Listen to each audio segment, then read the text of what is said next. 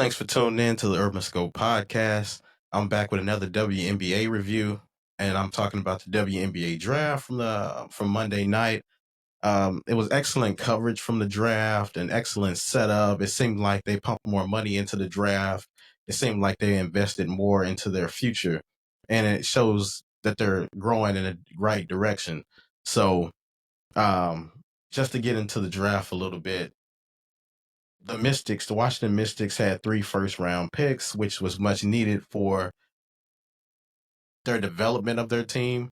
They didn't do too well last year, but they were a couple of games off from the playoffs, which doesn't say much in the WNBA because pretty much every team gets in, with the exception, I believe, of 2 or 3 teams.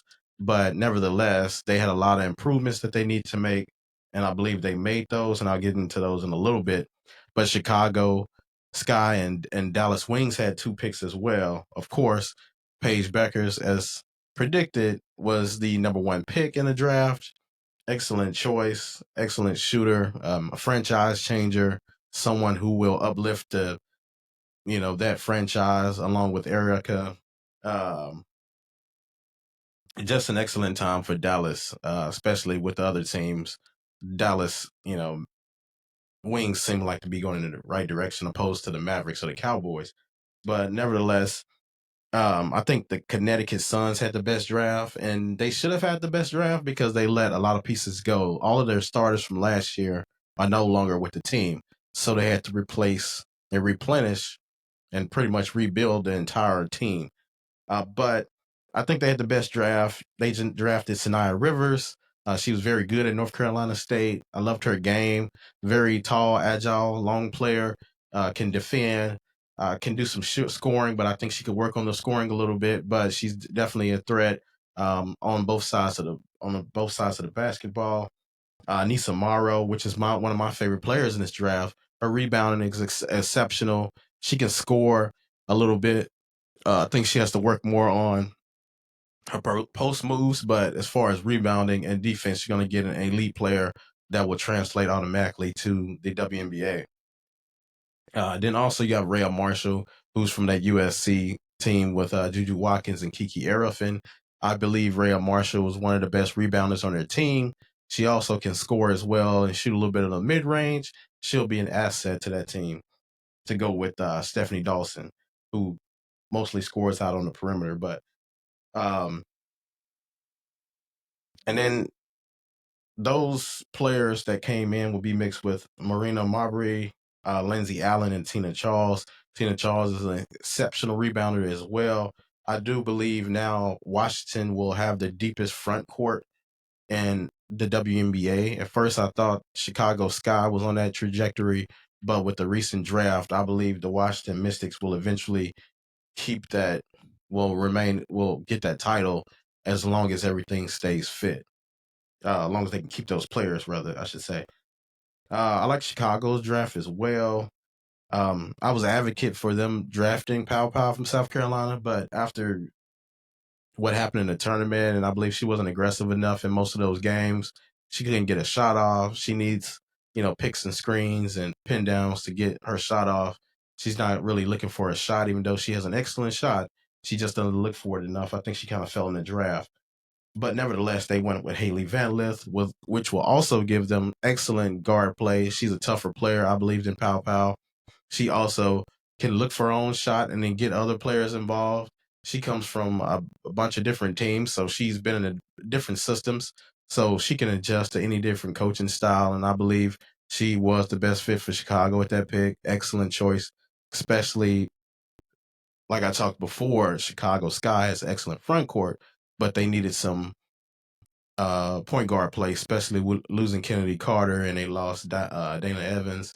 So they're going to need some kind of guard play, and Haley Van Lith would definitely do that for them.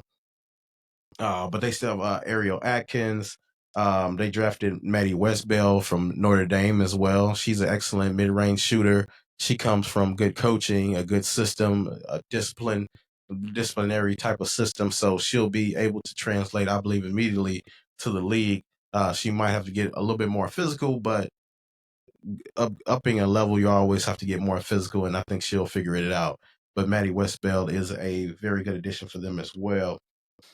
And they also have Rachel Banham, which gives them an outside threat. I like her game as well. She's mostly a shooter, not most of a post-up player or rebound or anything like that, but she can give you great shooting, which they needed because they lacked. If they had a little bit more shooting last year, I'm pretty sure they would have made the playoffs. They were right there on the cusp.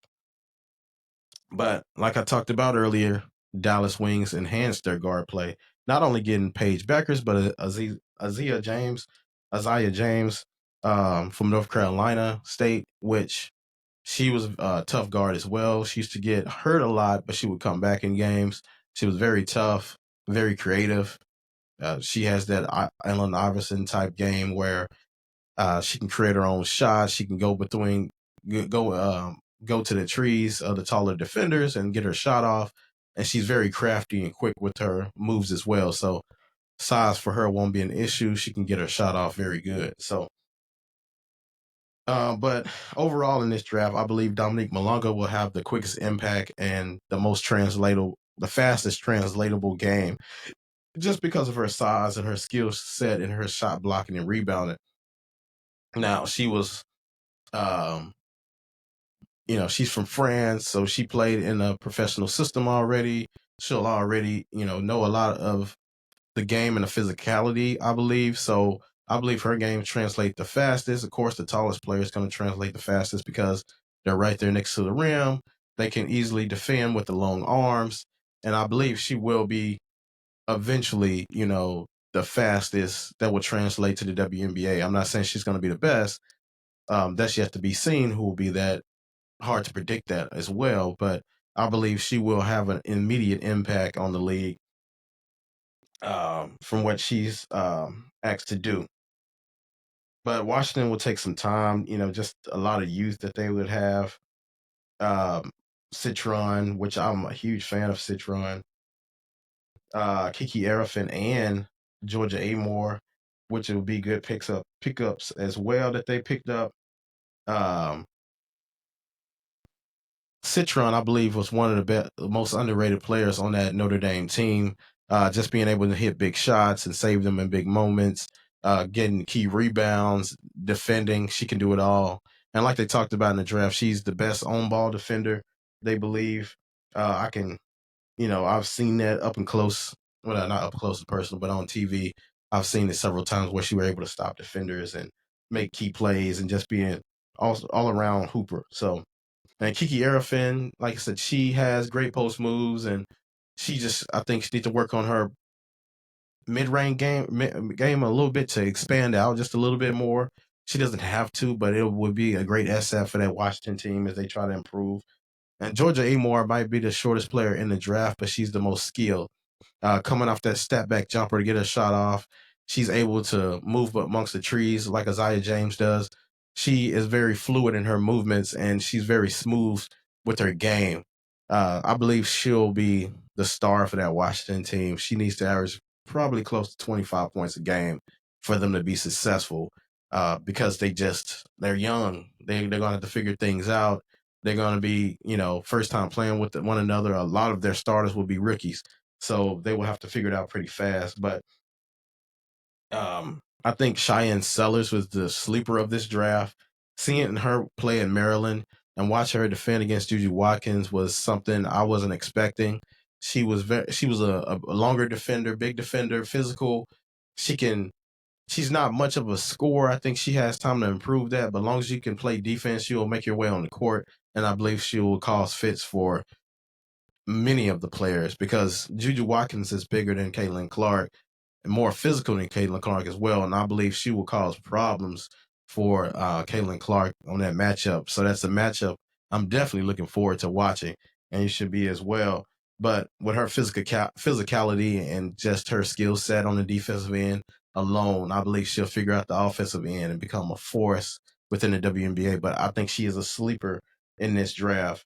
And she'll show her worth, her underratedness pretty soon in the draft. So I mean, in the WNBA. So thanks for tuning in to the Urban Scope podcast. As always, I'll see you next time.